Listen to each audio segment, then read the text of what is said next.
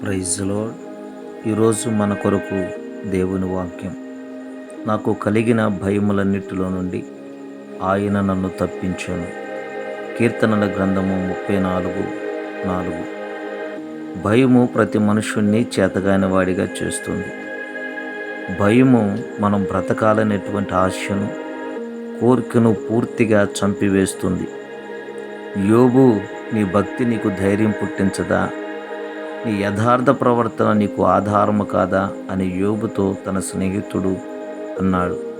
శత్రువుల చేతుల్లో చిక్కుకొని మరణానికి ఒక్క అడుగు దూరంలో ఉన్న దావీదు దేవునిని బట్టి ధైర్యము తెచ్చుకునెను. భయపడొద్దు. మనం వేటిలో చిక్కుకొని ఉన్నామో వాటన్నిటిలో నుంచి విడిపించటానికి నా ప్రభువు శక్తి కలిగిన వాడు. అనారోగ్యమా, ఆర్థిక పరిస్థితుల, అవమానాల, నిందల, నీకు కలిగినటువంటి భయములన్నిటిలో నుంచి నా ప్రభు నిన్ను తప్పించి నిన్ను సంరక్షించి కాపాడునుగాక. ఆమేన్.